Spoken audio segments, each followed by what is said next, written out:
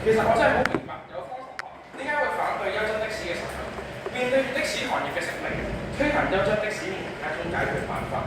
點解呢？我方嘅主辯同埋一盤都講到，因為引入競爭，傳統的士同優質的士嘅性質大致相同，雙方都係以乘客指明目的地，雙方同樣是方便快捷。但係正憑住優質的士獨有嘅專營僱傭關係，優質的士嘅監管制度同埋服務質素都比傳統的士完善，故此客源自然就會流到去呢個優質的士服務，亦都出現口中同口中嘅搶飯碗嘅情況。但其實上層客源流走，正就係因為傳統的士惡劣嘅服務質素，而呢點咧有方同埋係唔同嘅。透過優質的士嘅加入啊，競爭就會造成。傳統的士嘅司機都會提升自己嘅設備，例如不少司機都會自願喺的士裏面加入流動上網同埋充電等服務，嚟迎合市場嘅需求。最後，傳統的士服務嘅質素都會因而上升。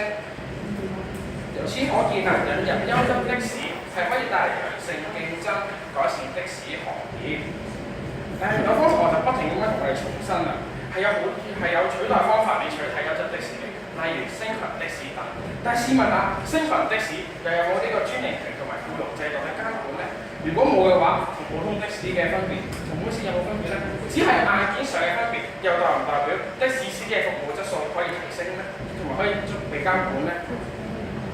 有方同學同我哋講到啊，客源唔一樣，各有各揾，各有各賺錢。但係事實並唔係咁喎。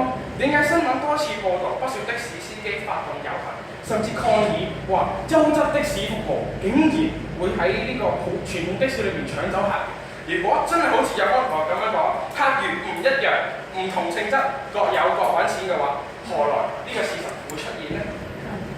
而有方同學同我哋講到話，有呢個條例係可以當交通的士司機做得唔好嘅時候，有條例係可以俾佢投訴嘅。但係而我方嘅主辯一開始都有講到，呢個交通管理條例個門檻太高，而且門檻太大啦，係唔可行嘅。